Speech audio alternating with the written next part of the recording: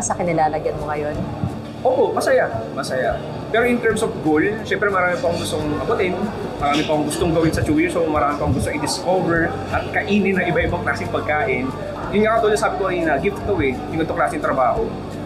Kasi para tong pag-aartista na hindi naman lahat to para sa kahit gusto mo, pero kung hindi para sa'yo, naniniwala po sa tadhana eh. Marami na rin kasi nakakasalubukang tao at natutunan sa kanila na kailangan mong galingan lagi. Habang dumadami videos mo, parallel po yun eh, dapat gumagaling ka din. Dapat sabay. At nangin naiintindihan ko kung bakit super enjoy ka sa ginagawa mo. Saya po, saya. Ang isang pwede mong gawin sa buhay eh mag-meet ng iba't ibang tao at matuto sa kanila. Yun po talaga yun.